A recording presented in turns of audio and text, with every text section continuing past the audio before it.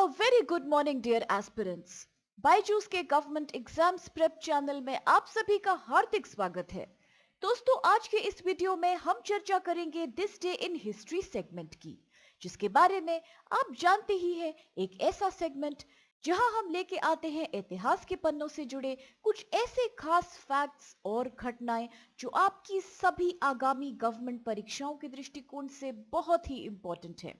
इसके साथ वीडियो के अंत में हम आपके संग शेयर करेंगे कुछ जरूरी क्वेश्चंस भी, जिनका अभ्यास करने से भी आपको आने वाले एग्जाम्स में बेहद लाभ प्राप्त होगा, क्योंकि ये सभी आज के तमाम फैक्ट्स पे बेस्ड करके बनाए गए हैं। तो आप जरूर इन सभी को सॉल्व करने का प्रयास कीजिए और इनके उत्तर हमारे साथ कमेंट सेक्शन में शेयर करते रहिए।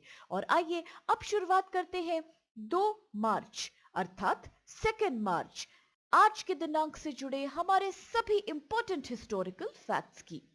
सबसे पहला फैक्ट यहां संबंधित है वर्ष 1930 के साथ, when Mahatma Gandhi wrote his famous letter to lord Irwin.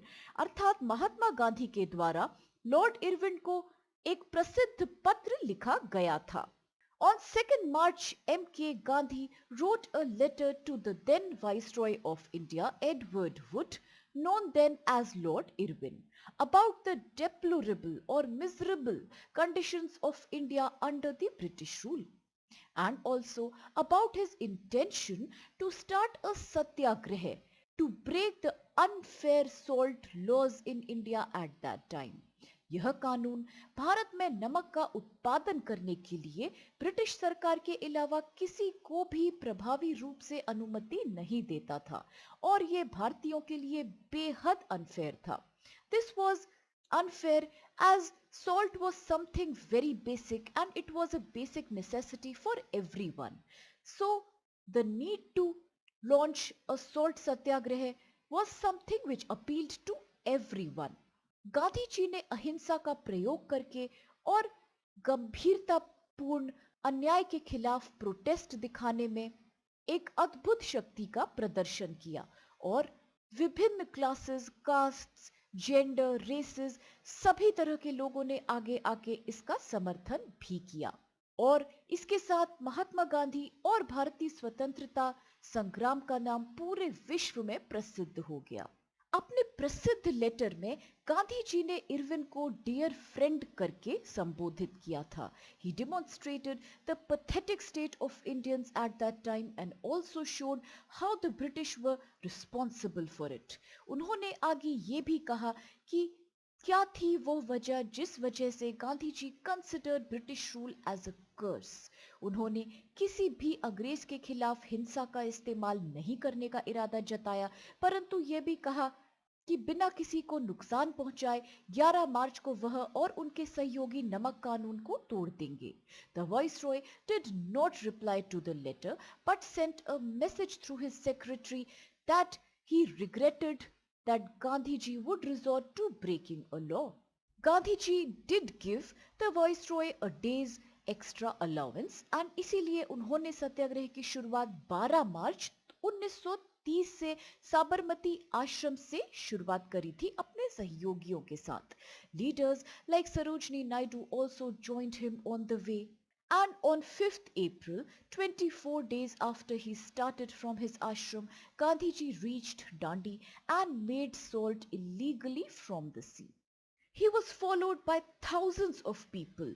Gandhi ji और कई अन्य लोगों को इस वजह से गिरफ्तार भी कर लिया गया था ब्रिटिश सरकार के द्वारा और इस अधिनियम ने उन्हें पश्चिम में भी बेहद लोकप्रिय बना दिया among a lot of westerners.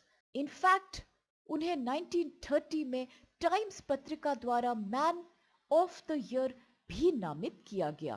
Although the salt satyagraha did not win any major concessions for India from the British government, however, it did get considerable coverage in the media and the British did have to respond to it. Gandhiji was released from prison in January 1931 और Gandhi Irwin pact भी इसके परिणाम स्वरूप sign करी गई थी on 5th March 1931. यह पहली बार था जब महात्मा गांधी जी और Irwin met as equals rather than being the colonial master and the subject of a colony. और अब इसके पश्चात आइए देखते हैं फ्रेंड्स कौन सा अगला फैक्ट हमारे सामने है, और ये संबंधित है 1938 से, जब eminent Assamese poet and journalist Chandra Kumar Agarwal passed away, अर्थात प्रख्यात असमी कवि और पत्रकार चंद्र कुमार अग्रवाल का आज ही के दिन वर्ष 1938 में निधन हो गया था। Chandra Kumar Agarwal was an eminent writer, poet, journalist from the northeastern state of Assam. He was titled as Pratimar Konikor in Assamese literature. इनको इनके दो अन्य मित्रों जिनका नाम है लक्ष्मीनाथ और हेमचंद्र, उनके साथ कहा जाता है the Trimurti of Assamese literature for their special and important contribution to the very beginning of modern Assamese literature. चंद्र कुमार अग्रवाल को पाइनियर भी कहा गया है of the Jonaki era in Assamese literature, जिसका असमी में अर्थ होता है the period of romanticism in literature. Some of his famous poetry books are प्रतिमा, बिन बोरागी, चंद्रामृत, और यहाँ ये भी आप याद रखिएगा कि फिर किन्हें माना जाता है as the father of Assamese literature, अर्थात असमी लिटरेचर के जनक कौन है, तो यह नाम आपको याद रखना होगा बैकुंठ नाथ भगवत भट्टाचार्य का, जिनको कि भट्ट देव भी बुलाया जाता है. So he is known as the father of Assamese literature. और इसके साथ अब आके देखते हैं आज का अगला फैक्ट दोस्तों, जो कि संबंधित है 1949 के साथ, when politician and poet Sarojini Naidu had passed away, अर्थात प्रसिद्ध राजनीतिज्ञ और भारतीय कवि सरोजिनी नायडू जी का आज ही के दिन वर्ष 1949 में निधन हो गया था. She was a very famous Indian politician and poet, and she was also a very important figure in India's national struggle for freedom from British rule. वह एक सिविल राइट्स, विमेन इमेंसिपेशन और एंटी इंपीरियलिस्टिक आइडियाज की strict proponent भी थी. University of Madras से अपना स्नातक प्राप्त करने के पश्चात उन्होंने किंग्स कॉलेज लंदन और बाद में गिरटन कॉलेज कैम्ब्रिज से अपनी उच्च शिक्षा प्राप्त करी थी. She joined the Indian independence movement in the wake of partition of Bengal in 1905, जिसका नाम लॉर्ड कर्जन के साथ जोड़ा जाता है, ये तो हम सभी जानते हैं. She soon met other famous leaders such as Gopal Krishna Gokhale, Rabindranath Tagore, Mahatma Gandhi, and she got inspired to work towards attaining freedom from the British colonial regime. और सोशल रिफॉर्म के क्षेत्र में भी इनकी विशेष रुचि जागी, और 1918 के बीच उन्होंने भारत के विभिन्न क्षेत्रों की यात्रा करी, जिसमें सामाजिक कल्याण, महिलाओं की मुक्ति और राष्ट्रवाद पर व्याख्यान दिए गए. 1917 में उन्होंने महिला भारतीय संघ WIA की स्थापना में भी मदद करी थी. And later in 1917 she also accompanied her colleague Annie Besant, who was the president of the Home Rule League and Women's Indian Association, to present the advocate universal suffrage in front of the Joint Select Committee in London in United Kingdom. वर्ष 1920 में वह गांधी जी के सत्याग्रह आंदोलन में शामिल हो गई, and she presided over east African and Indian Congress 1929 session in South Africa. In 1931, however, Sarojini Naidu and other leaders of the Congress Party participated in the second Round Table Conference headed by Viceroy Lord Irwin in the wake of the Gandhi-Irwin Pact. Sarojini Naidu civil disobedience आंदोलन और गांधी जी के नेतृत्व में भारत छोड़ो आंदोलन का नेतृत्व करने वाली प्रमुख हस्तियों में से एक थी. Following India's independence from the British rule in 1947, she became the first woman governor of an Indian state known as United Provinces, अर्थात आधुनिक समय का Uttar Pradesh. She remained in office until her death in March 1949. अब अगर थोड़ी सी चर्चा उनकी लेखनी और काव्य रचनाओं की और उनके लेखनी से संबंधित करियर की, तो वर्ष 1905 में उनका पहला कविता संग्रह द गोल्डन थ्रेशोल्ड नाम से प्रकाशित हुआ था और the feather of the dawn which contained poems written in 1927 by Sarojini Naidu was later edited and published posthumously in 1961 by her daughter Padmaja Naidu. Moreover, her poem The Gift of India is also noteworthy for its patriotism and the actual environment of 1915 Indian society. उनकी लेखन की विशेष कला के लिए उनको भारत की कोकिला और the nightingale of India का टाइटल दिया गया था महात्मा गांधी जी के द्वारा। और अब इसके पश्चात देखते हैं आज का अगला फैक्ट जो कि संबंधित है 1986 से when Indian archer Jayant Talukdar was born, अर्थात भारतीय तीरंगबाज जयंत तालुकदार का आज ही के दिन जन्म हुआ था। जयंत तालुकदार एक प्रसिद्ध भारतीय आर्चर हैं जिन्होंने अपने उत्कृष्ट परफॉर्मेंस से कई पुरस्कार खेल के क्षेत्र में जीते हैं। He was a part of the Indian team that won the silver medal in the 2004 Junior World Championships.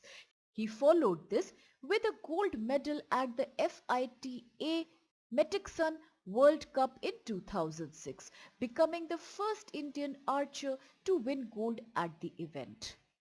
In 2006, he also won a gold medal at the South Asian Games और नवंबर 2015 में उन्होंने ब्रॉन्ज पदक जीता था in the 2015 Asian Archery Championships with Deepika Kumari in the recurve mixed team event. उनको वर्ष 2006 में archery के लिए अर्जुन अवार्ड से सम्मानित किया गया।